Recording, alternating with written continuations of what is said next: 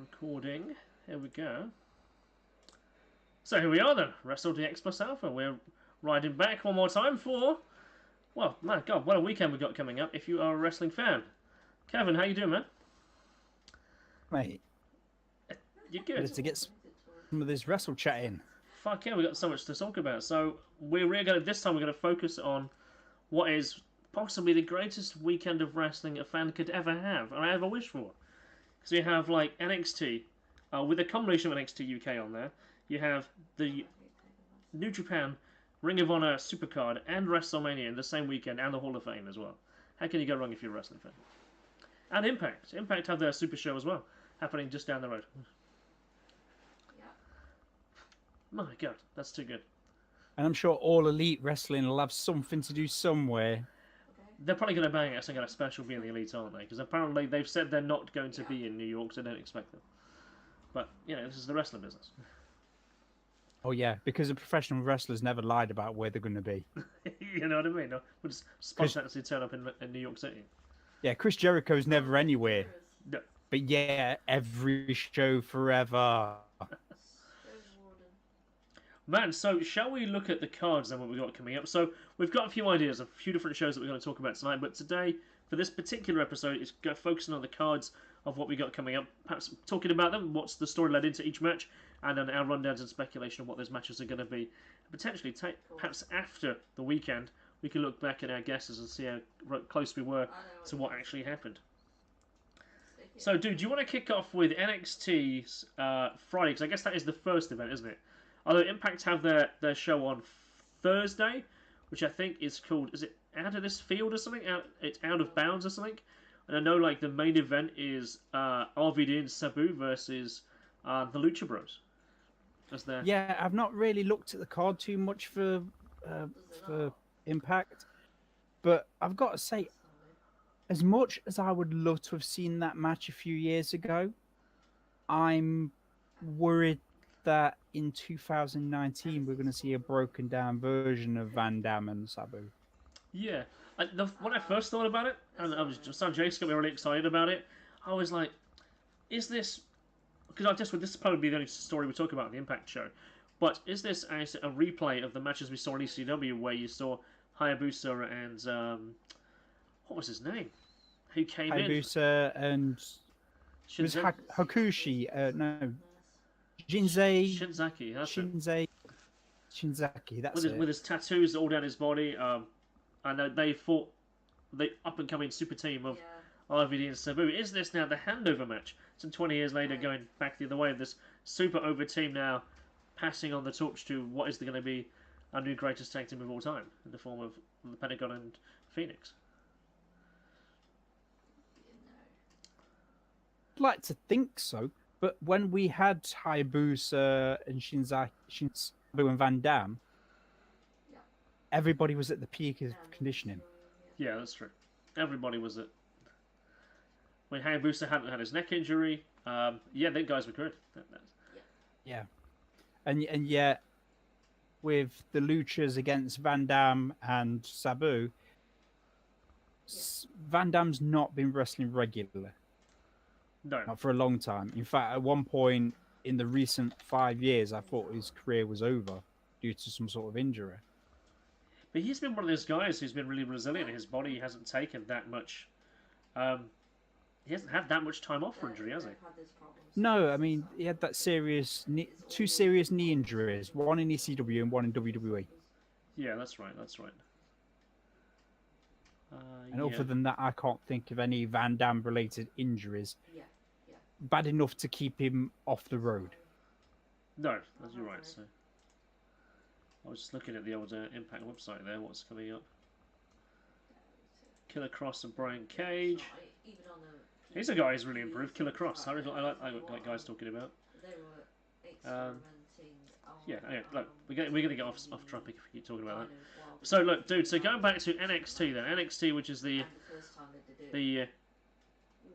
benchmark now of good wrestling. That is what if you're a wrestling fan and you are addicted to the Attitude Era, if that's the right thing to do. I guess the rabid fans. That's where NXT is at. I'm looking at this card. Yeah. I came back and people had nicked I'd just like to point out as well, there are spoilers. If you haven't seen anything up to the 23rd of March, there are spoilers. Yeah, well, that's today. So, I guess. So, how long have we got till the WrestleMania weekend then? It's like weekend or week's time, right? Yeah, Next week? Is it next week and weekend? off. Week Week and and a off. So that is actually a great time in terms of speculation then. So I can see we've got the North American title on the line between Velveteen Dream and Matt Riddle. Not been confirmed yet, not No? since the events of the last NXT, which was Matt Riddle, Velveteen Dream, Adam Cole, Aleister Black, and Ricochet in a fatal five-way to determine who will face Johnny Gargano in a 2 out 3 falls match for the NXT title at Takeover New York. So this is, of course, is where it's all got a bit pear-shaped on NXT, and they're dealing with the fallout, of course, of their champion having taken the neck injury, and how they've managed to literally write that in now to on-screen events of why he's now been taken out, which must be a huge blow for a guy like Tommaso Ciampa, who literally finally appears to have the position that he's longed for so long. As a guy, I think he's going to be missed on the show for a while. And the character for it as well, and he even managed to pull off evil heel in NXT instead of cool heel. Yes, because that's true. A lot of cool heels, like Adam Cole was a cool heel. You like him because he's a heel. But no, you're right, you hate Tommaso Ciampa because he spoils your movies and your TV shows, and he's a genuine... He's a bastard on TV. But you love him for it. Yeah. But he's been a constant perfection in his craft. Yes. So what was your thoughts then when you saw those NXT guys appear on that Raw episode? And appeared to be almost out of character, but you were tag team again, you're DIY, here you are on Raw, have a match. Felt a bit out of place. It kind of worked into what was going on at the time. Because in the very following NXT after Ciampa and Gargano was on, there was already forming this weird uneasy alliance, still don't trust each other type thing. Yeah. And with that following NXT, Velveteen Dream took the title from Gargano, confirmed both Gargano and Ciampa that Ciampa was right, that Gargano's only successful when Ciampa's there. Plays into it quite nicely, doesn't it? Which is why the DI. Yes. So if you're... Because I guess there's lots of things, lots of different intricacies that's happening in terms of their TV product. But, so you have the tag team titles also riding high in that. Because the reason I say that is because, of course, you have Aleister Black and Ricochet in there, who also made their appearance on that Raw show as a tag team. Which I thought felt a bit odd, because they've never really teamed together before. No, they're not a tag team at all. They are so opposite. One's dark and brooding. The other one's like, "Hey, how you doing? High five, everyone." Yeah. It's not really two guys you'd have put together. No.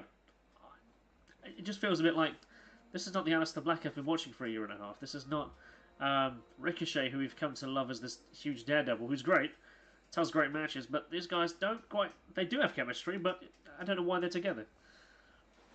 It feels just for the sake of it. I don't know how to put it. I mean, they keep going on about how like everyone's jealous of them because they're getting all these opportunities, and then they go, "Well, they are winning, so that's why they're getting the opportunities." Yeah. Wins and but losses they are on don't mean every much. show at the minute. They are. Because I mean, I have to say I haven't watched Raw in a couple of weeks. So are they on Raw permanently now? Are they members of the permanent roster of Raw as well as NXT?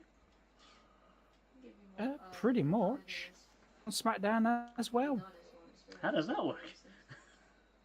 I thought they're supposed to be separate brands, and they don't. They're on all three brands, and they're winning. Well, yeah. This apparently because Vince McMahon doesn't believe there's any more superstars anymore, and then went Triple H. Have you got anybody in NXT? And he says, "I've got 4 guys." You thought the 4 guys might have been like Adam Cole. Hey. Adam Cole is bound. I know, but if you put Adam Cole up, you've got to have the whole group. Yeah, you do, and it wouldn't make sense to break them up. I wouldn't want to see that. I would love to see the No, faction not yet. WrestleMania do something and make a big impact, or the go home show of WrestleMania, like the Raw or the SmackDown, to make a 4-way impact onto the show and say, look, we're here now, we're taking charge, kind of thing. Or even better than that, pull off a Nexus. What, a new faction who comes in and just runs roughshod? Just absolutely freaking decimates everyone and everything in the ring. Yeah, that could. Some of the top Raw guys batter them, senseless.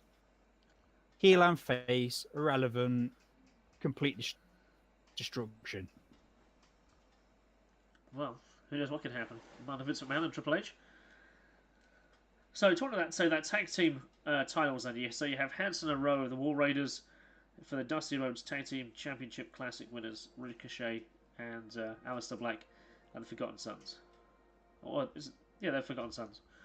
So it's the it's classic hasn't concluded yet, and it's either Black and Ricochet or the Forgotten Sons. Okay, so yeah, I saw how you wrote down there the backslash. I didn't notice that, but yeah, that should be interesting to see how that plays out. I mean, Pete Dunne versus Walter. If you haven't seen NXT UK the last couple of weeks, man, what have you been missing? Because the best storytelling is told in no action. And Walter is just absolute. Just his presence is just like, I'm a force to be reckoned with. Pete Dunne's like, well, I'll take you because I'm good enough and you're good enough. Let's fight. And this whole like mutual respect while also being absolutely dominant in the ring is just beautiful to watch. That tag team match with the Kofi brothers and Dunne and Walter was just like watching geniuses in the ring. Guys hard hitting, British style, but also with a flair of their own. And the demonstrator throwing around the Coffee Brothers that they can move the other guy around. Yeah, because none of them guys are small guys at all. No. No. When Pete Dunne, the champion, is the smallest guy out of the group, and he's still flinging people about. Yeah. Quite sure on his weight yet. Exactly. He's probably just edging out of cruiserweight. Yeah, he's now becoming a bruiser. Wait. Yeah, what is it? It must be about what, 220 maybe. He looks like he's got. I think he's that much. He's put on mass. Yes, his shoulders and he's definitely needed should. to. Yes. Now you're in the gym, especially if he wants to be taken seriously in the WWE. I think he's got a rare gift that looks like he can. Perhaps it's the moniker of the Bruiserweight. He literally feels like he can compete anywhere on the card, whether that be 205, whether that be like the IC title, even the World title. You can take him legitimately because he's had the UK title for 700 days. He looks 700, over 600, and that's still an amazing feat. Hell yes! It looks like he's edging up on 2 years. That's in 2019's professional wrestling scene. Anybody holding the title for nearly 2 years is someone that you need to be keeping your eye on. He feels like he can slot into anywhere, and that's a gift from a guy with the talent he's got. So then I guess you just hope that he doesn't end up making it to the main roster in the WWE and then being a big deal for about and then just being another job guy. I would like to see him against the guys like Seth, AJ. I'd like to see that happen. Even Daniel Bryan for sure. Mustafa Ali. I'd like to see him in there with her. Yeah. I think guys that it reflects that they would show off each other as opposed to being a one-way match. I think even Brock Lesnar, I think, could go well. Well, yeah. I mean, even Seth Rollins nailed it on I think it was Raw last week, where he said that Brock Lesnar's an impressive guy, but he has problems with guys my size. He does. He's been in there with Roman Reigns and Braun Strowman, and he's dominated. But as soon as he's in there with Daniel Bryan, AJ Styles, or even Finn Balor, yeah, he's got problems. He's actually had to work for his money. But I don't mind that, actually. Because it looks like, well, I can throw around guys my size because I can't avoid them in the ring. Guys like you, we've got to work together to pull something off. And Brock's a dominating champion. And, I want to see the guy work. Because he can move. Yeah, it's more impressive because he can. Yeah. I don't think we're ever going to see a shooting star out of him again, though. But you never know what. It's WrestleMania. Dear God, I hope not after WrestleMania 19. You know, I still thought, he literally should have just looked at it, assessed it as a character, and gone, no, I'm going to switch to the other corner. Yeah. Or done a Steve Austin. I remember Steve Austin doing this. He was actually on top rope, ready to do something, and just hopped down, walked over, and dropped an elbow. Yeah, because there's little things like, we've got a planned spot, we've got to do the spot. No, it's fucking ridiculous. To go far across the ring, I'm not doing it. Yeah. Some things just shouldn't happen just on sheer, logic. Yeah, well, logic left that day. Oh, it sure did. The thing is, he was doing that shooting star, in OVW all the time. Yeah. But it had been a long time. OVW had been, what, a year and a half, 2 years beforehand? That's right, yeah. And he hadn't done it again since. I can understand why you want to pull off a move like that at that time, but... Yeah, height of his run, and it was Mania. Everyone does something big at Mania. Well, they should do. That's the pinnacle of your... We're just finishing off Takeover. Okay. We've got Shayna Baszler in a fatal four-way. So you got Io Shirai, Kairi Sane, and Bianca Belair. I don't really care much for Bianca Belair, but Kairi Sane has something special about it. Io Shirai does the best midsole ever. But Shayna Baszler, just absolute beast in the ring. I love seeing her work. And she's someone... I don't typically like that style of wrestler, but you know what? I think it works. I legitimately believe that she's a hell of a talent. On top of that as well, you really do believe she wants to hurt people. Yeah, she looks like she's been hit, and she looks like she's hit quite a few people. Yeah, and a couple of weeks ago on NXT, she had a hell of a match with Mia Yim. And she's a girl who obviously done the whole Stardom thing, man. She's gone through the rings of the hard-fought Yoshi matches. Yeah. It was a good match. If you haven't seen that match, give that a look. And just to finish off that card, North American title, Velveteen Dream, Matt Riddle as his opponent. I still think they should have gone, you know what, our champion's out, maybe we should elevate the North American title to the main event of that card. As being the main belt for that particular card. And gone, you know what, we could put our title, rest up a few months and let Ciampa, when he comes back, continue on. No, but the thing is, it's a serious neck injury. We're talking Steve Austin. Yeah, I know. We're talking a year. They're not going to shelf the belt for a year. But you could have made the North American title. If he was out for 3 months, maybe. But they can't do it for a year. No. And they seem to have some sort of plan for Gargano, or things will change and it's got to be Cole. Yeah, it has to be Cole, isn't it? So do you think that Gargano... But then again, the same argument can be made for Johnny Gargano. It's his time. It's both of their times. Yes, it is. I mean, Gargano had that whole emotional pull string that felt like, my God, I'm watching the new Daniel Bryan, but there you go. No, this guy is something else. I hate him because he's a heel, and I love him because he's great. Yeah. I mean, the thing is that, will NXT steal the show? Still be the show of the weekend again? Oh, it normally, with WrestleMania this year, WWE have said that this is going to be the longest WWE event in history. 17 matches on that card. 17 matches. What are we going to... I'm going to watch it in like 2-hour chunks. I'm going to go do something else after 2 hours. I mean, there's 17 matches now, and they still haven't got an IC title match on that card yet. It is ridiculous. Before we get to that, better cover the G1 Supercard. Yeah, because that is the highlight of the weekend. I mean, so New Japan and Ring of Honor came in and stole the venue of WWE's kind of the inaugural home.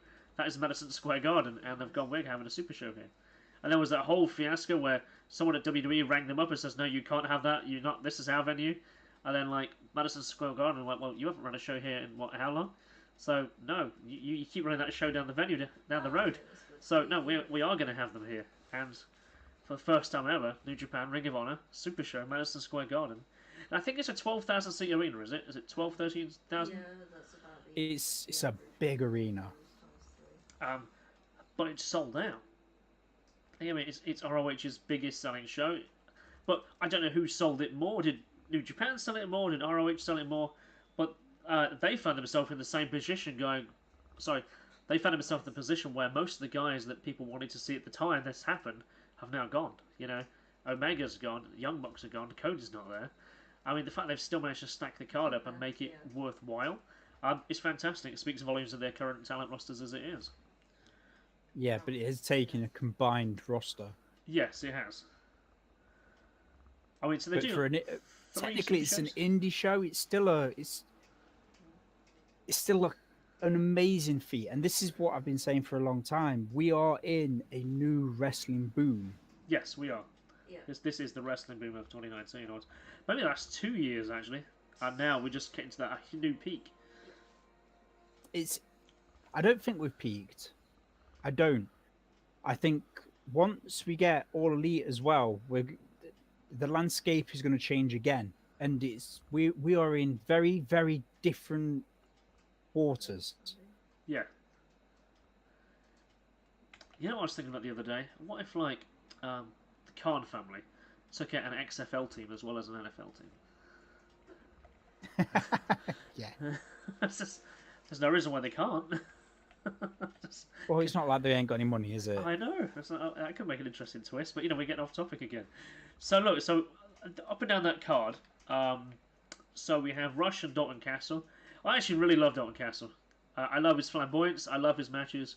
And I follow his YouTube channel where he's on the road and he's doing his stuff. I like what he does. I like his matches that he has. Rush, I'm not sure about. Clearly, Ring of Honor, they trust him to have a match against their former world champion and see who goes over the most.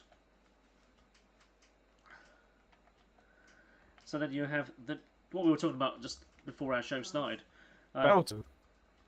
Bully Ray. Are you going quiet, man? Are you there? Oh yeah. Okay. You went side. The connection went. Okay, there was one. Let's go. So yeah, we're talking about originally it was Rush and Dalton Castle.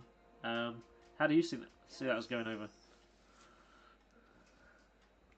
It really depends on how badly they want to push Rush. If Rush is in for a push, he's going over. But if they want if they're wanting to be kept in his place, and they want to rebuild Castle to go for the main spot again, then he's got to go over. Because Dalton's obviously he's nursed in like a long-term injury with his leg, so he's been sat mid card in, but somewhere mid to main eventing, but generally having a lot less hard hitting matches. So this might be his match to prove himself again.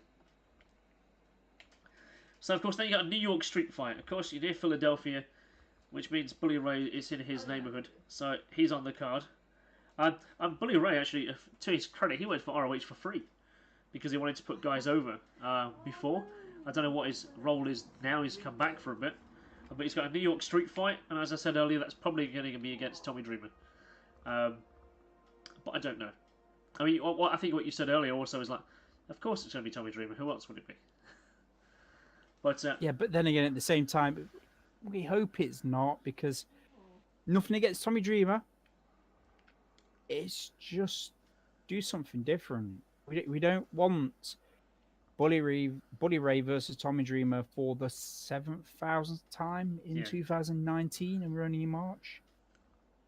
Who would you like it to be? I'm not sure.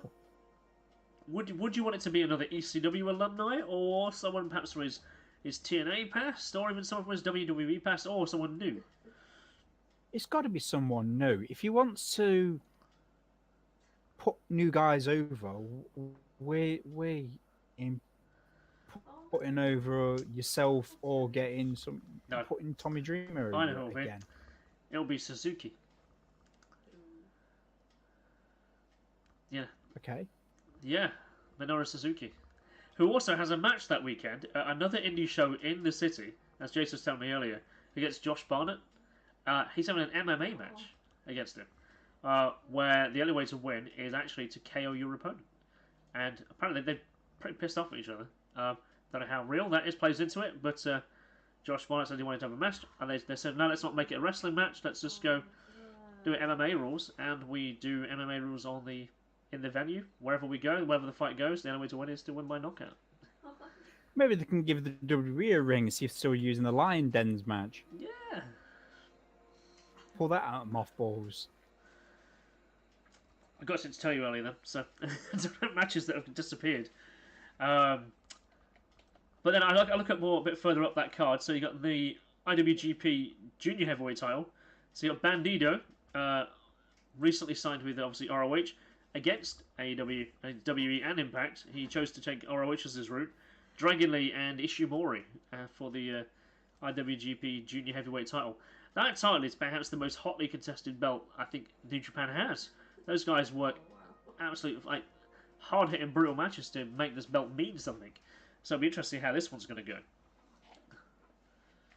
The thing is, that belt's always been hotly contested. From the days of Omega, to Marty Scurll and Ospreay. I think it's guys Kushida. It's almost seen as a step-up belt as well. It's like, in many ways, that's the same way that the US, same way that WE has its IC title. It's seen as the belt to keep people warm until they're ready for the world title. In New Japan, that's kind of weird. Although they have a US title and an IC title, the junior title is that kind of like, we're going to keep you warm for the time being until you're ready to get a bit of bulk on you. The way I look at it is, that's right. It's the fresh meat guys that come in, they're too light, they go for the junior ones. The guys that they brought in from elsewhere are too heavy for the junior. They get the IC of the US. Yes. Hence Chris Jericho. Yes. So you have the then there's the tag team title versus match, Clash of Champions star. So you have the IWGP title holders in the form of Tama Tonga and Tonga Loa versus the ROH tag team champions of Jay Briscoe and Mark Briscoe, which that's going to be hard hitting as hell, man. You got the Bullet Club versus and that is winner takes all. Yes, which probably means that I guess one of those teams gets to compete in the other one's territory for a little while, which is be a good thing to see Jay or Mark on New Japan, or to see the Bullet Club back in New Japan, back in ROH rather. So that's probably where it's going to go. Yeah. In terms of a prediction, I think that Tama Tonga and Tonga Loa will spend some time in ROH for a bit. But then you have the double main event in the form of the ROH ladder match, which is Lethal, Marty Scurll, and Matt Taven. And then you have the IWGP title holder with the winner of the New Japan Cup, which won't be confirmed until tomorrow morning, and Jay White being the world champion right now. I don't know which one's going to headline. I would say the GP title. Yeah, I think it will be. To me, it is the bigger title. It's got longer heritage. It's just more famous. You know what I really like about... So when they do an IWGP heavyweight title match, they actually show the lineage of the title belt on the big screen they have, of all the different title holders to that point. That makes it feel like it has that prestige. But equally, I think the ROH title itself it feels like it's a belt that has some prestige. Although many would say that they're props passed between guys to keep the fans coming, them titles seem to mean something to people. Yeah, I mean, all you got to do is look at the lineage of the Ring of Honor title, and you can see how many current WWE and World Heavyweight Champions have held that belt. Yes. Oh, nice. So who do you think is going to go over in the title match then for the ROH belt? They come over the Will it be Marty Scurll's time? Will Jay Lethal be will keep hold of it, or Matt Taven, who actually has been on an absolute roll of late? It's got to be Taven, in my opinion. Because Scurll's also got an NWA title match himself at NWA's Super Show coming up in April. Oh. He gets his long. The way I look at it, to those three, I don't know why, but I've never liked Jay Lethal. And I think long time, and it is the for someone holding the title for a long time to lose it. Yeah, And I can't see Scroll getting it because I do think once he's conned at the door, he's over to AEW. All Elite. I think so too. Maybe to keep him, give him a belt, but actually sweeten that deal to try and keep him there for a bit. Yeah. Could be a It's deal. possible. I mean, they could give it Scroll so he can do a Tanahashi, Yeah. win the big one, and then job it out another month later. Yeah. That wasn't the best choice, but yeah. And then you've got we got the Hall of Fame that night, so on the Saturday, as well. I was seeing. So who's getting the World Hall of Fame's title rings this year? It's DX. That's right, yeah. Punk Man. It's DX Corey with Wilson. China, isn't it, as well, through the DX faction ring. Yeah, right. Tori Wilson. Harlem Heat. So, did you see the Harlem Heat like a reunion match In that that, happened last week? Sorry, Chris, you broke up, mate. No, it's okay. So, did you see the Harlem Heat reunion match last week? I did not. Oh yeah. So, obviously Booker T owns his promotion of Reality of Wrestling, and they have a free show that goes out on Twitch and so on. So Harlem Heat rejoined together to fight the Beautiful Blondes, and they took the titles back. And it's the first time they've actually tagged together in sort of 18 years. Yeah. Would have been. I think they actually did say. I think they last time they tagged together was actually 2002 or something. So yeah, it's certainly 17 years. But yeah, to see Stevie Ray in the ring, it's sure a bit older, a bit slower, but it looked like a fun match. It was good. Yeah, kind of like that time when the Ultimate Warrior beat Orlando Jordan for that title over in Italy. That was a Rikishi's promotion. What did they call it? Was it UWF or something? Something like that. It was new, so it was No, it was new. That was NEU. That's right, yeah. NEW, something like that. Something like that, yeah. A new. Yeah. Anyway, myself. Terrible. Don't watch that. No, I don't know how long it lasted. This promotion. Too long. Yes, so that kind of brings the weekend up from Thursday through to Saturday, and then Sunday, of course, it's the reason we all have the WrestleMania weekend, and the reason hopefully we've all got it off is it's a 17-match card of WrestleMania. 17 card. So how long is that going to be? Last year's was 6 hours. Loved it, but fuck me, that was a long show. Oh my god, it's going to be forever. Like I said to you earlier, I am watching that in chunks, and then I'm going to have to go and do something for an hour or something in between. So Jace was telling me last year that WrestleMania, because it was the outdoor arena, it was like 104 degrees, and the venue actually ran out of money, the toilets were blocked, and it was a horrible experience for most of the fans who were there, particularly later as the show went on. And most people were just exhausted by the end of the show. So hopefully they've learned their lessons this year. But I guess it's down to the logistics of the venue itself. For WrestleMania, I believe this, and I think they should do this. They should split this. Yeah? 2 separate cards, split it between 2 days. You've got 2 world titles. You've got the IC and US title. You've got 2 sets of tag titles. You've got 2 sets of women's titles. Well, so have like a WrestleMania weekender, effectively. Saturday and Sunday. Well, yeah. They already do that anyway. Yeah. Why the hell not? Well, so technically I have like NXT Friday, then do WrestleMania Saturday and Sunday. It's doable for sure. Yeah. Like you said, 2 rosters. Well, 5. I mean, you haven't got to put like Raw on one and SmackDown on the other. I mean, how would you go all out? But do it across 2 days, because there isn't many things I want to do for 6 to 8 straight direct hours. No. And to be honest, in the comfort of my own home, it's a lot. To think that you travel out to America to somewhere hot, which I don't like the heat. Anybody that knows me knows I don't like heat. to be surrounded by people you don't know for that long, and then every time you go to the toilet, it's a massive effort. You're foot shuffling along the corridors to go to the toilet that might be blocked or in a queue to wait to get in just so you can have a pee. And you know that most people get there an hour or 2 hours early to get through the whole check-in bollocks, and you sit down, and there's a pre-show, let alone the show, and it's fuck me. Yeah, it's a lot of people. It's a lot of time. Get ready just for the story, dude. Yeah, and WrestleMania usually has a 2-hour pre-show. A 2-hour pre-show. So of course, that's where the cruiserweight title will be, of course. But why? Yeah. Yeah.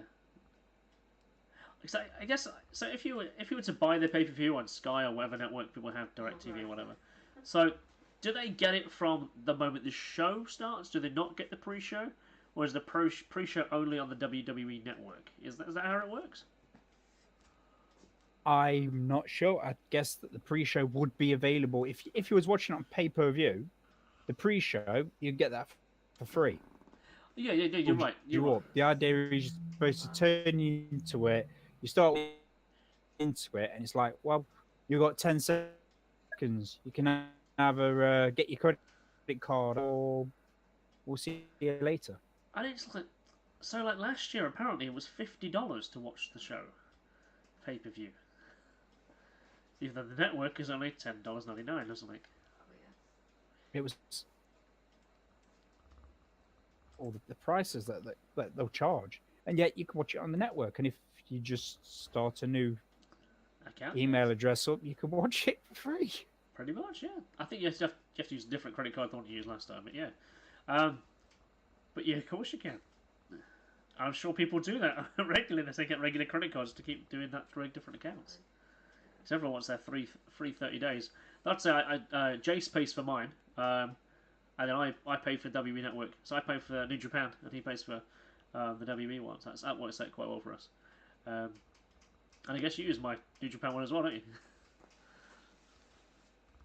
Time, yeah, but a lot less since the whole, Elite have left. Yeah. I'm not into it as much now. Don't get me wrong, I will. Someone goes, "Hey, have you seen this?" And I've got to go check it out. It's like today, actually. Don't know if you've seen it yet. A couple of years old now. Mike Elgin against Kenny Omega for the Intercontinental title, I think it was, the ladder match. For a guy, Elgin is probably the most improved wrestler that I think New Japan has. That guy is just a consistent worker. So me and Jason, I think last week we watched the quarterfinals, which was Okada and Elgin. And, you were right there to think, Elgin actually might take this. It's having 2.99s in there. You generally thought that he's actually going to go over. And I was like, no, Okada got it. But, my God, you believed that Elgin was going to take that belt. Well, that shot and move up. That guy's a worker. And it's interesting how he kind of resembles Steve Williams. And the way that he kind of competes in the ring a bit. He legitimately looks like he's going to kick someone's ass. It's funny, actually, because when I was looking at him, all I could think was he looks like Scott Norton. Similar build. Yeah. Scott Norton. Was he any good? I never saw any good matches out of him. Ever. But he was one of those guys that is way, way more famous in Japan. Yeah. That's right, yeah. He was more famous in Japan than he was in... But he just spent time just being the NWO lackey big guy in the background, which NWO didn't really need, just happened to be there. Sunny paycheck. Yeah, but WCW hired everybody, didn't they? Just so they could just have them. Just so WF didn't take them, I guess. Yeah. We all buy you. And lessons were learned, and WWE does the same thing now. Yeah, that's where we're going now. So let's look at this this card, then, this 17-match card, and talk about who do you think is going to go over. So what always happens in the pre-show is the Andre the Giant Battle Royal, which I swear is... Can I take the match seriously, ever? Do you? No, and the only person that's confirmed for it is Braun Strowman, so he's probably going to win it. That also means that he's not going to be in the main event or a tag team title, or so no little 7-year-old kid's going to win the belt this time. No, that's a shame. Because that happening last year made me cry a little bit. It made me die a little inside. The thing is, I felt so bad for the bar. Yeah. As a bit of a gimmick comic match, it felt right that it was a light match between two hard matches, but it just didn't. Braun until that point was built as a monster, and it made no sense that happened. No. Very silly. It'd have made more sense if you'd have bought Ellsworth out or something.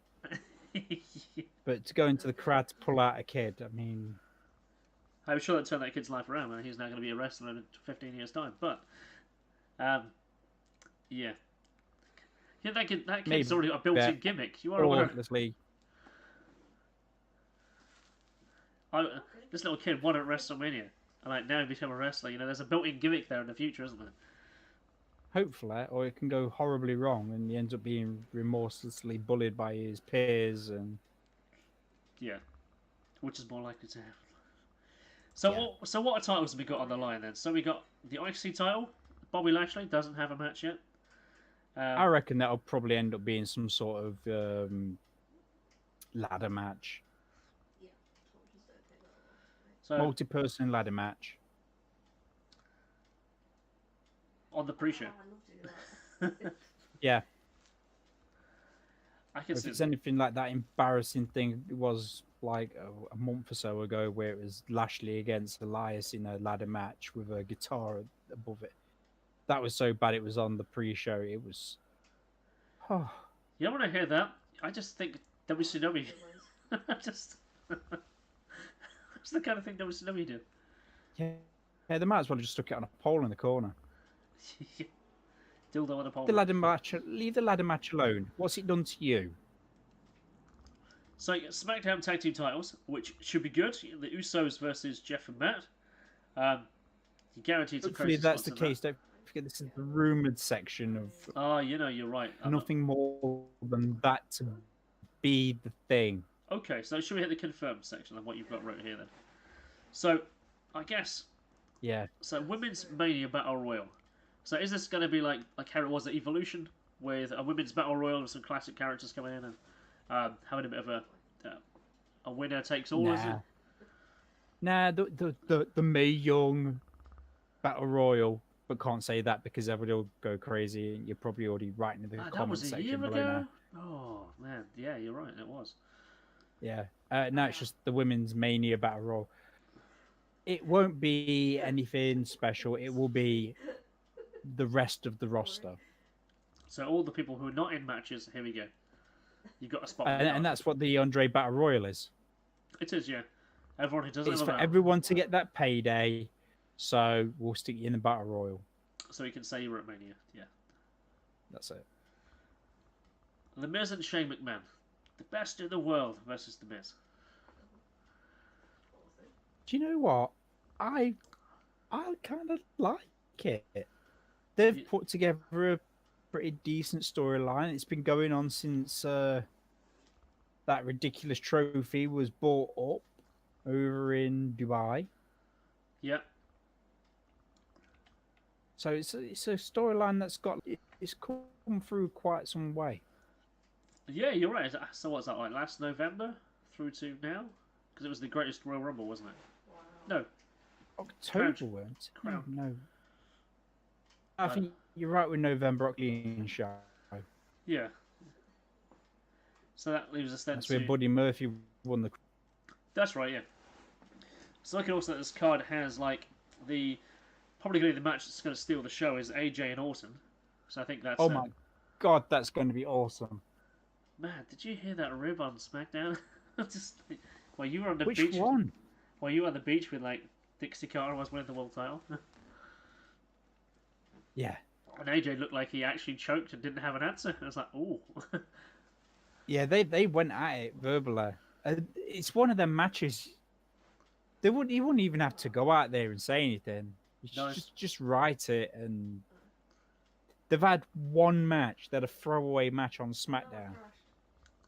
which is what they tend to do when they've got a top guy that wants to go against one of the guys that have come in. It's like when Cena had that match against Nakamura. There was no real sense or reason or rhyme to it. It was just Just had they to really happen. wanted to face each other, so they did. And why not? Oh, why not? Because I want to see that match. It's probably going to be a match of the night, I think. Yeah, I So who do you think will go can't over? imagine anything topping it. Will AJ go over there? Don't know. It's not gonna lag out, crash you. Don't know. It's so difficult to pick, and I like that. It's like with Miz and Shane. You know, I can't pick one. I mean, Shane's the best in the world. Can't lose to anybody ever. I'm surprised he don't win all the titles as well. Like Kurt Angle did at one time. He even won the tag team titles on his own. Oh yeah, when he was over in TNA, Yeah, won everything all on his own. Yeah, he did. Yeah, but Shane McMahon will win them all just by like being on the show. best in the world. Best in the world. But no, you're right. I don't know who will go over on that AJ Awesome match. I would hope it's going to be AJ. But I don't know. I don't know. So Drew I McIntyre. don't know. That's the thing with that match. Styles needed to solidify his legacy in the WWE to become a WWE guy. But Orton needs it because he's done fuck all in the last 2 years. There was that bunkhouse match like last Mania, wasn't it? What did he fight like? Who did he fight last year? Oh no, that horrible Bray Wyatt That's right. on the canvas match thing. I think that was last year. I don't know. It could have been blocked the. that one out. I don't know. I've blocked it. Just... So McIntyre, who I actually thought by now would be even higher up the card, in his match against Roman Reigns, but then again, it's Roman Reigns. He's the number one guy in the company. So, you know. Yeah, I brought Reigns back early, so they could have that one last dance with Dean Ambrose for the Shield versus the other guys, just to have the Shield one last time, and then they did the whole injury angle, so you can put out so he can have his first singles match at Mania. Yeah. But Drew McIntyre, who a guy I think really should become the future champion. I like him as heel. I do. I don't know what they could do with him as a face. I mean, Impact had him as the face guy who was trying to legitimize wrestling again in entertainment and prove himself again and be the number one guy. But in WWE as a heel, it makes sense. But I don't know what they could do with him as a face. But No, because Reigns is one of the guys who, again, everyone's going to boo just because it's Roman Reigns. no, not since he had leukemia. Really? Really. Ever since he came out, it was funny. Ever since that show where he came out, it's Roman Reigns. Boo, boo, he's crap. Boo, he's rubbish. Retire, go. My name is Joe, and I've got leukemia. Oh shit! Yeah, There's a real guy behind this character. Shit. Yeah, and then after that, it's like, oh my god, it's Roman Reigns. Oh yay, Roman Reigns, because cancer's evil. If you boo Roman Reigns, that means that you cheer cancer. You can't do that. Oh, the strawman argument, yeah. So who do you think is going to go over that way? I think Roman's going to win. I think definitely Roman's got to win it just because you got to complete the comeback story. Yeah, yes, right. As short as it is, if Drew wins, it will have to be by some kind of like nefarious means, like a roll-up pin or someone gets involved. But yeah, I think Roman's is going to go over clean in that. No, I think they'll do a rematch the following pay-per-view, and then Drew will take it then. Yes. That match, they have to. Going to be one of them matches where McIntyre's got to have really good showing. Yeah. If he has a really good showing, it won't matter. Well, this perhaps is his biggest match. And that's the way I see that. Definitely, it's WrestleMania. Yeah. So then If you've got a singles match on the card of WrestleMania, they like you. Whoa, what the fuck? Yeah, and you Wow, fighting the super guy, the number one guy in the company. Yeah. So then I look On at his return match. yeah, you know what? Yeah, he has he's rubbed Vince McMahon in the back, shall we say? So Kurt Angle's farewell match against Baron Corbin. Well, we'll see, won't we, boys and girls? We Because will. apparently, since Kurt Angle said Baron Corbin will be my final competitor in my career, no, not happening. No, everyone's gone. Just hit the rage button on the computers. Got to Reddit. No. No. What the fuck is No. this? See, I was. It won't be so bad, but Corbin's not a rubbish wrestler. He's He's not. a big guy who can move. I do agree. To have him as Kurt Angle's, and they've explained it with this storyline logic, but I just don't. Oh, let's have a look at the rosters. Will Baron Corbin? Yeah. If Baron Corbin was the first guy he picked to have a match against, then Yeah. And obviously, is to this retire gonna, is because this the clearly he's first got something Mania wrong. without Cena? Sorry. Is this the first Mania without Cena? Well, it depends. We may have Cena yet. I mean, again, they may pull some sort of Cena swerve like they did last year, Yeah. where they fed Cena to the Undertaker. Yeah, pretty much just to get the Undertaker on the card. Cena said he would do a job, and did, and he purely did his job to the Undertaker. I mean, a lot of people are calling for Kurt Angle versus Cena. Yes, that's right. It should be. It was his first match. It should be his last match, and be all symbolic and stuff. Just an idea, putting it out there. I tell you what, wouldn't be a terrible match. Angle versus the Undertaker. What? So he comes out to slaps choke slam on Baron Corbin and then fights Taker. Yeah. Yeah, a bit like Street Fighter. You're there against an opponent, all of a sudden, Raging Demon. Just Yeah. Akuma!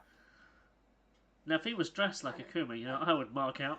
I've never seen you play.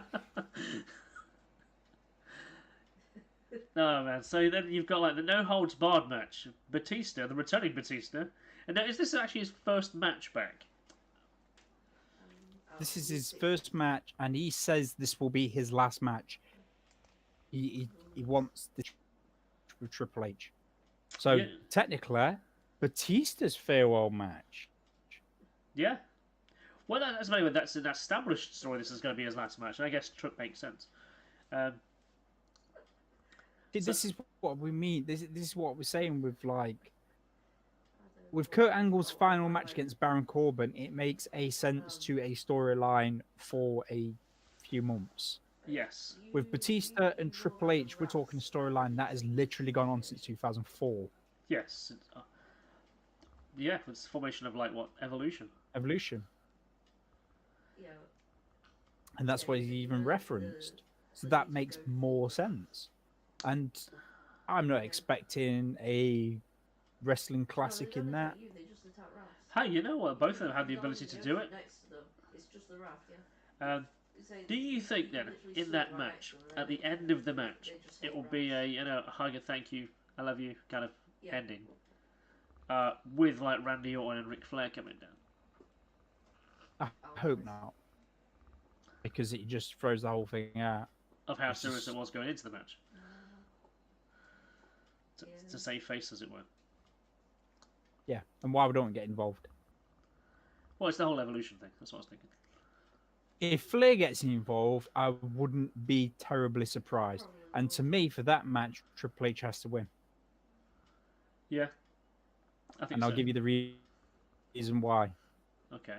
Because Triple H has never beat Batista one-on-one. That's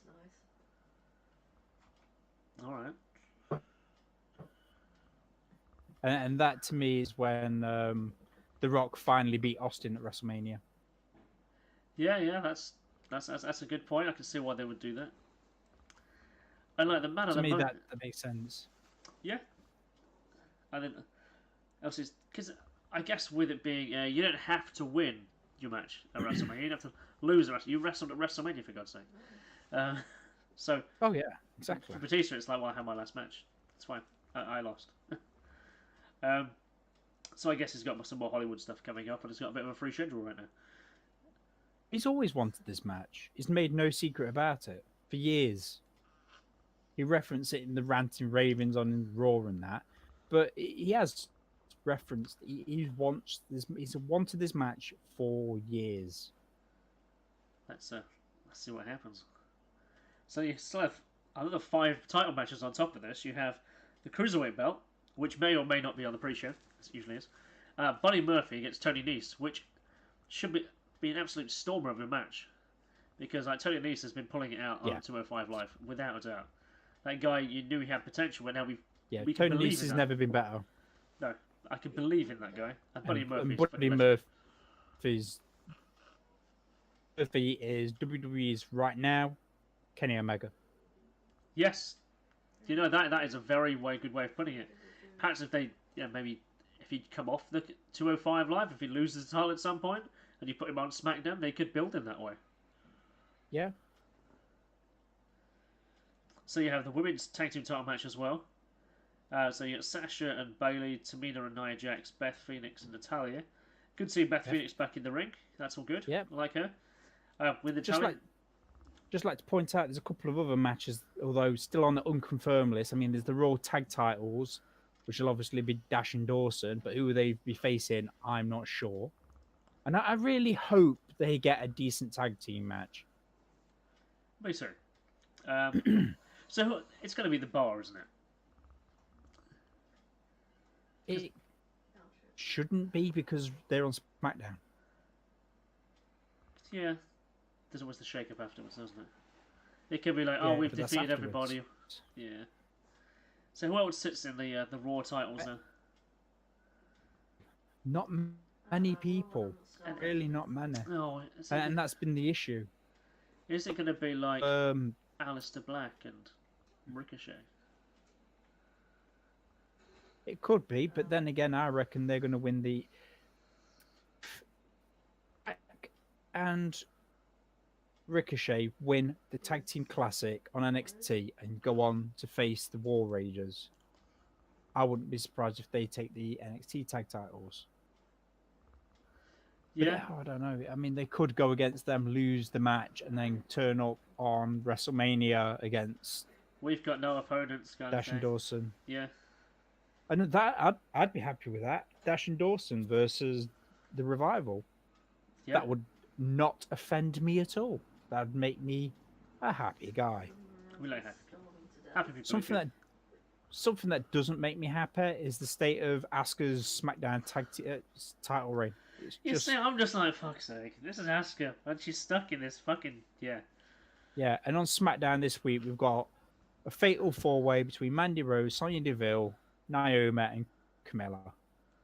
Winner of that match faces Asuka. Which should be fine. But do we care? Because, I don't know. I don't It'll be a match. Is this going to be a cool down match, or are we going to be like hyping that audience up? They're going to want to make. They're going to try and make it like the biggest deal ever. But I mean, Rose and Deville have been a tag team, Fire and Desire, for quite some time. They've teased the ball and I just can't take Naomi seriously. I see her name and I go, for fuck, really? No, and the thing is, what's even less credibility crushing, more credibility crushing with Naomi is the fact that you've got Amber Moon. Yeah. Isn't she injured right now? Is that why she's not? She is. Yeah. She is injured at the moment. Yeah. I mean, Camilla as well. She is one of the more achieved women's wrestlers from NXT that came up a little bit earlier. Yeah. But a couple of months back, she had a match, a number one contenders match between her, I think it was Lynch and Flair again. In that match. She is good. Yeah. Doesn't get too often a chance to shine, I think. In fact, probably out the four of them, no, they give her that title run where it was just a joke with Elmsworth all over it, ruining shit, and Yeah, of course it was. then they just took the title off her and just stuck with our truth. One idiot with Enzo Amore, and now they're going to put you with another idiot. Yeah. It's like we've got And too then many it's- roles for people to do. Just go team up with him. Make yourself known again. I was like, I look at this roster and I go, so where's the two guys from the Bullet Club? Where's Finn Balor on this list? What's going on? Well, Okay. mind you, they took the Intercontinental title off Balor Yes. close to WrestleMania because they made a big deal of him winning the Intercontinental title at the Rumble. Was it the Rumble? Yeah. I don't know. He won the title. No, he didn't win at the Rumble. He was against Brock at the Rumble. But anyway, he won the belt, and it was a big deal. And then he lost it a week or so ago on Raw. Yes. So I feel that they have something bigger for Balor, and I would like to see this. Maybe running something I said earlier. Maybe a little bit of Demon Balor against the Undertaker. Oh, yeah. Or, of course, if you have Aleister Black. That does taste nice, doesn't it? It does taste nice. That tastes nice. The thing is, I would like to see that evolve from an Flavour. angle. So he's himself for a bit, loses a couple of times and he has to, dig down into his power to do his whole demon thing. And protect that as the thing what goes. It's possible, but then again, on the other side of it, the Undertaker's not got that much time left, really. I know we say this every year, but he doesn't. No. And it would make sense that to show the Undertaker that respect, that you wouldn't faff around thinking that you could beat him. If you've got this extra power, you go that whole hog. Yeah, you're right. That's perhaps how you would do it.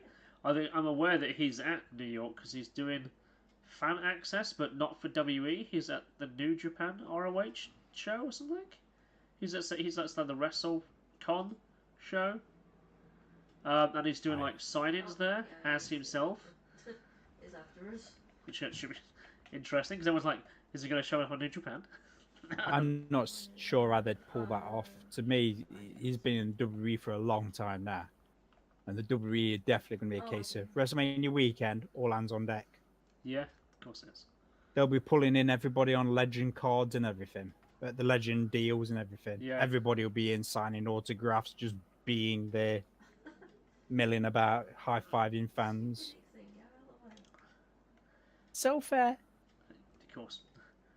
So look at what else is sitting on that No. roster then, because that's my God, how many matches have we covered? And how many have we still got to go? So Samoa Joe, Rey Mysterio for the US title. That should be interesting. Now it's an interesting one because I'm fairly sure those two have never faced each other. Oh, we like that. Well, I like guys. They've never fought each other before. I like that. But on the build-up, when Samoa Joe won the belt, is a fatal four-way, which if you hadn't seen, you need to watch. It was some tasty work. And then the following week, I think it was on the pay-per-view. Yeah, it was on the pay-per-view, Fastlane. He defended against all four of the other three again. And he dominated. He went round, beat them all, beat them up some more, and beat them all up again, and then just choke one out. We like that. Find it really weird that in the build-up to it, they were referencing John like to Cena, and then out of nowhere on SmackDown, Ray turns up with Dominic, his son, who's about 4 foot taller than him, and announced that he'll be facing Samoa Joe for the US title. All right, okay. So out of nowhere, there you go. Well, if you got Rey Mysterio on your roster, he draws fans in. He makes people want to watch the show. So, I guess like you said, all hands on deck. It makes sense to put him on the show. Give it something to do. Absolutely, it's just a bit of an odd way to do it, and especially when Cena was referenced so much in R-Truth's promos before the matches, and Samoa Joe even made reference to him in a post So, I mean, interview. like, daft question. Has Joe ever fought Cena? Pay-per-view? Apparently, way back in the UPW days, Man, so there's some history to go on there. in well over 15 years. Samoan submission machine. Another match that's rumored, and it's got to be confirmed. It's got to be Daniel Bryan, Kofi Kingston for the WWE title. You know, you're not wrong. It has to be. It has to happen. Well, we were talking like before the show started today, so we're talking about like Kofi Kingston's rise, and how it's kind of happened out the blue. He came in as a replacement, really, for Mustafa Ali. And how must that feel for a guy who should be in this place perhaps already, but now he's only here because he's replacing somebody else. As business goes, how do you feel now if you're just taking someone else's place and perhaps we're never going to get that call-up shot? But now, actually, you're a reliable guy. Actually, you can do the job. We've just never thought of doing it before. It's an odd position for both guys. I mean, for Mustafa Ali, it was like going around to your friend's house. Says, I'm going to cook you steak dinner. And he says, go out on the patio, sit there, and I'll bring it out to you. And then, just as it's prepared, locks the door, and then gives it to another friend. And you can just watch it through the patio door as he eats it and enjoys it. I like that. Very good. It's like, that's mine. But not anymore. It's this guy's. You can just watch. Yeah, it's going to suck. I mean, I'm sure they love each other and they're giving each other respect and shit, but because apparently they were on the indie scene together and came up together, which is why Kofi took the spot. But Kofi, I'm glad he's in this position. I just think it should have happened before, which I guess is what the fans are all like, about fucking time. It's an incredible time. It's just so left field out of nowhere. Kofi Kingston's become one of the hottest things in professional wrestling. Is it because he's got a believable personality and the character that he portrays is probably closer to his real self as opposed to being this over-the-top character that looks and feels this is Kofi Kingston? Is that why people are drawn to him? I don't know. It's just his incredible performances in the matches that he's had. Well, he's consistent, hasn't he? You know, his old Royal Rumble spots, his matches. He draws probably some of the highest merch in terms of the New Day. And so when he was on Edge and Christian's podcast a few weeks ago, he was talking about how Big E, and we constantly got to Vincent McMahon with different ways that they could put them together, and Vince says I think it's like for more than 6 weeks they were coming back to him with lots of different ideas.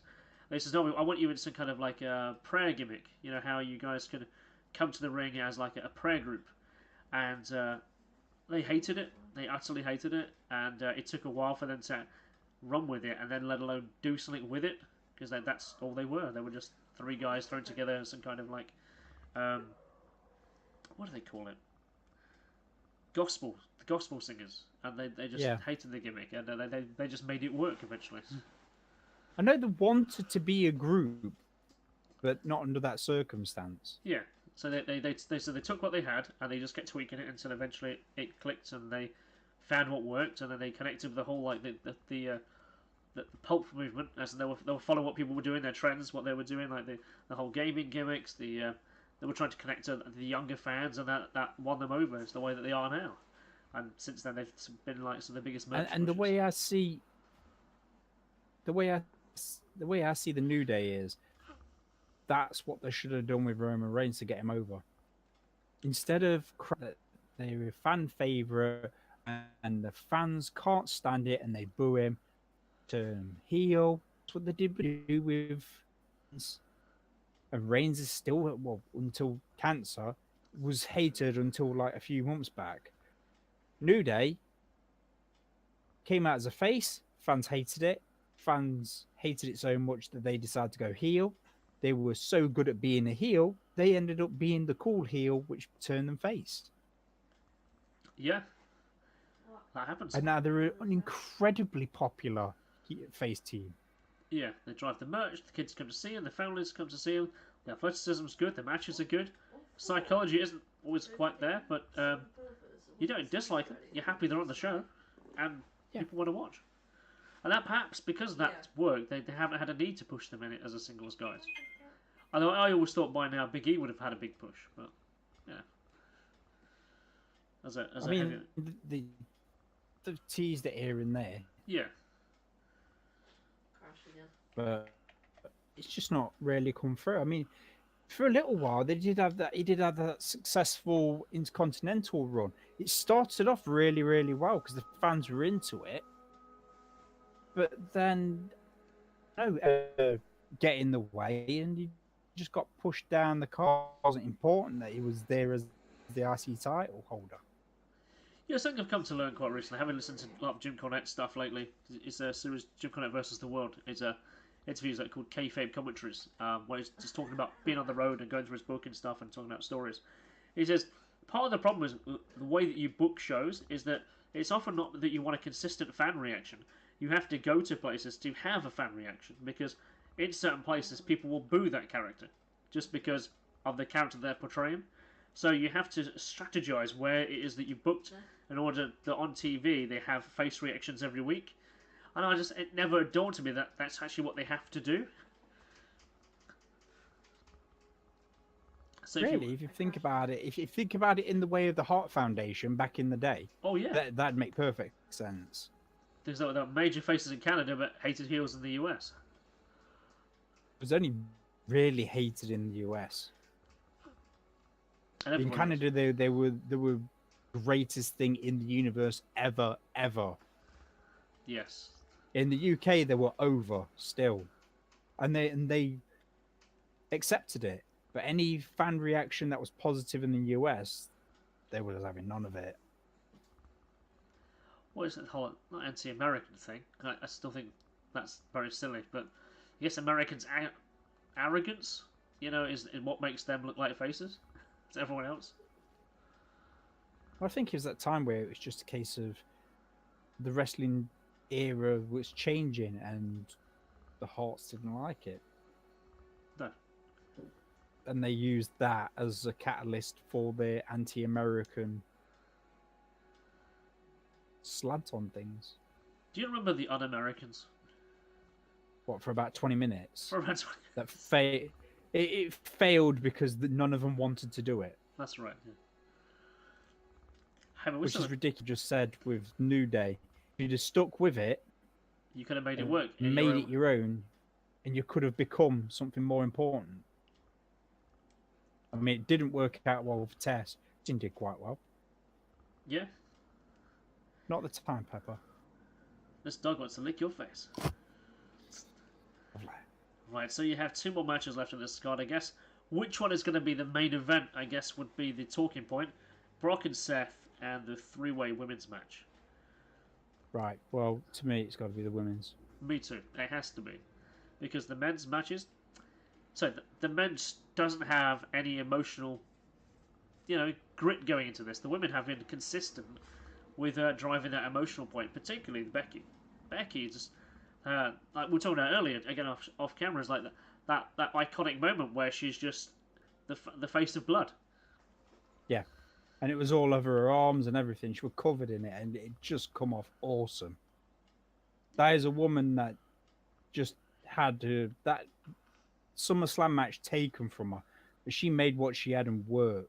It just no wonder Becky Lynch right now #1 WWE merchandise seller. Yes. First time for a woman to outsell any man. And the t-shirt, the man. How could you go wrong with it? It's a unisex look. It's a unisex t-shirt. The phrases, whatever, it works for everyone. So if you're a girl, you support it. For a guy, you support it. And hell, the matches are great. So, she's a hell of a performer. She's got her own Funko Pop now as well. I've heard, yes. The most, is it on Amazon now? It's the most best-selling toy. It's #1, best-selling toy. Pre-order on Amazon's entire catalogue, which is crazy. So WWE know they've got something there. This Becky is going to be like forever superstar. But do you think I don't understand. I don't understand how the WWE has something in one person that they'll push to the moon. Like when they had it with Steve Austin, like when they got this Becky Lynch thing. Well, what they're doing with Kofi Kingston, but yet when they had the perfect 10 Tyler, Ty Dillinger. Moses. It's like that was the hottest thing going, and they just buried it. I guess you look at, say, guys like, or don't know about the Bullet Club, the other two guys who just sat there, not even on TV anymore. But when I went to Nottingham to show, he was the most hottest chanted guy. You know, they apart from AJ, no one had that house on fire like they did, and just they're not even on TV. Yeah. Carl and Papa Jarvis. what's his name? Anderson and Gallows. Yeah, they're just not even on TV. Well, that's because right now they're not signing another contract. No, and you got Sanity. Oh, actually, I saw on WXW a clip on YouTube that how Alexander Wolf turned up to fight Walter on WXW in Germany. But he actually came out and decided to give it with the Sanity background and the music. And I was like, ooh, what's this? This is interesting. Yeah, obviously it was WWE backed, otherwise he wouldn't have had all that gear. That's right. But I think they've got some kind of thing going on with WXW anyways, like a training, like Evolve is now. Man, I'm just... Charlotte Flair. Yeah, it's possible. So Charlotte Flair, right, she is the most gifted female athlete they've got, without a doubt. And she's rightfully in their position of power. I think her and Ronda should be... them two clearly with the booked show to happen. And the Becky has been the kind of the X factor into all this past year. Because do you think it was always going to be Charlotte and Ronda at Mania this year? Yeah, well, it was supposed to be Becky Lynch and Ronda at Survivor Series, and she's going to go through her. And then at the Royal Rumble, it was Ronda against Sasha, which was a much better match than I think people give it credit for. I thought it was a hell of a match. And then the following night, Ronda went through Bayley. Yeah. Which is a shame for Bayley that it was just a throwaway match on Raw. It was still a decent match. And I think it was always going to be Ronda versus Charlotte at WrestleMania. But things change, and Becky Lynch right now can't be denied. No. And this is why it has to be women's title match on last. Because there is no bigger match. They've made it dirty and gritty and personal. And they've made it to a point where they don't like each other. I mean, you've got Becky Lynch right now, who's the man, and she ain't losing for nobody. You got Charlotte Flair, who can't lose. She can't. Otherwise, how can she be the queen? How can she be Flair and not win? And how can Ronda Rousey, the undefeated Ronda Rousey, the ass kicker, the baddest woman on the planet, who keeps going rogue? By the way, I hate that. That's ridiculous. Stop saying it, Michael Cole. Yes. It sounds stupid. Yes, because that sounds like it's a work rather than being actual real. Yeah. Which is even funnier when she first went rogue. That she went out there and beat the ever-loving piss out of injured Becky Lynch. And then she stood there on the corner with the belt. You could hear, at the end of Raw, you can hear someone shouting, "Hold the title up, Ronda. Hold the title up." Like, how's she gone rogue when she's just taking direction of someone that's standing in the corner? Yeah, it's not great, is it? She's doing whatever she feels like. Hold the belt up. Yeah, it would have been. It would have been like, fuck you, do my thing. This is my time. Exactly what she should have done is got down and beat him up. Yeah. And you know what? Because she's gone rogue. Yeah. Oh, man. But no, so just that leads into the interesting point then. So 2K20, the video game, do you think Becky Lynch is going to be on the front cover? Right now, if she's the #1 merchandise seller, why the hell wouldn't she? I was surprised that last year's didn't feature Charlotte and AJ on the front cover. Yeah, I mean, they've done years where they've put more than one person on the front. Yeah. But it's been a long time since. I mean, really, the last few years, it's...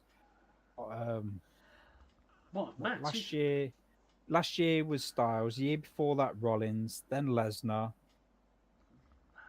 Cena. There was Austin at 16. It was yeah, that was it. Austin at 16.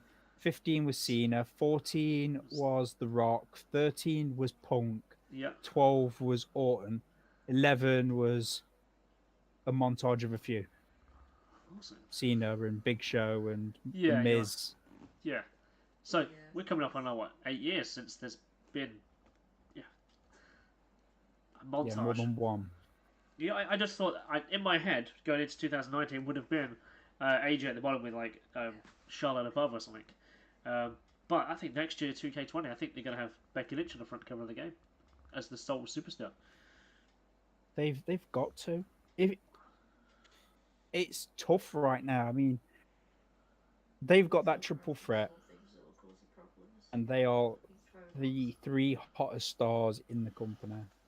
Yeah. They look like stars. They carry themselves like stars. They talk like stars.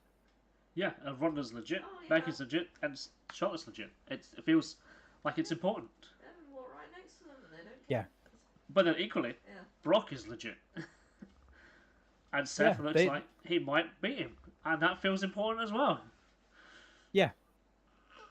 And Seth Rollins got to win this. They can't make the same mistakes as they did last year.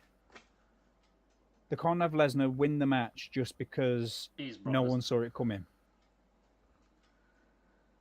I did read earlier that, so as part of the Fox deal, they want The ones that Brock Lesnar to go to SmackDown as the main star.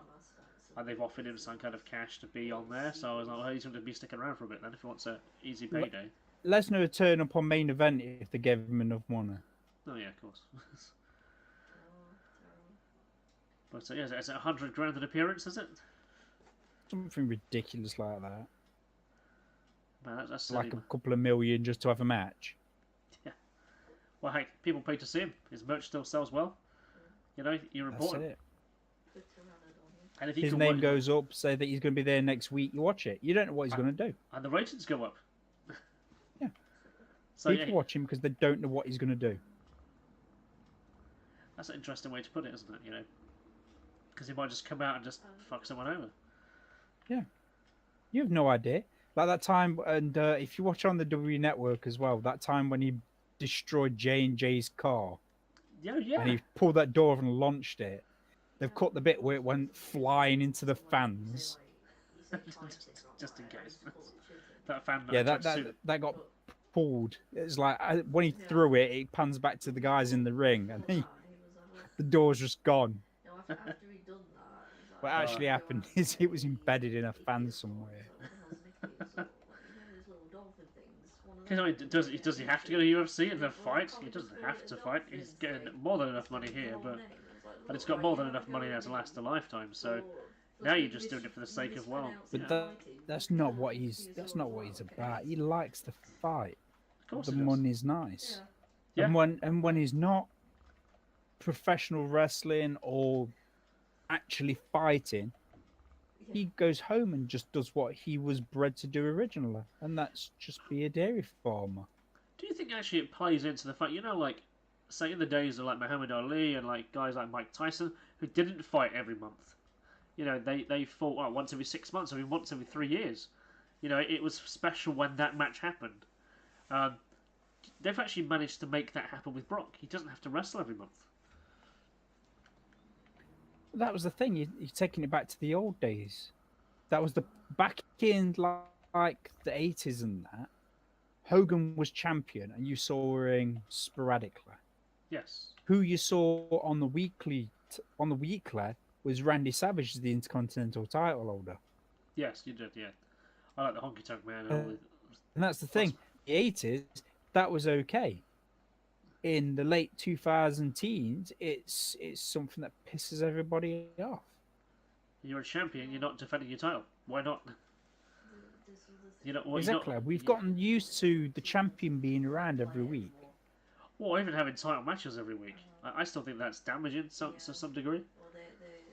Yeah. I mean, look at the Attitude Era. That belt got passed around like it was on fire. Yeah. And the hardcore title.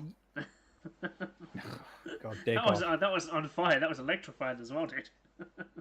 Yeah, electrified, on fire, molten lava. No one could keep it. No. And the flashes of importance aside, that belt was just pointless. Yeah. It became a comedy belt. It really did. But then again, like I said, every so often there's a flash of importance. Invasion, Van Dam versus Jeff Hardy. That Yeah. was cool. Yes. And I think the SummerSlam after, it was them two again in the ladder match, which was freaking epic. But then again, the IC title, which I think we will see in a ladder match this year, that's become quite. That might as well be the ladder match title.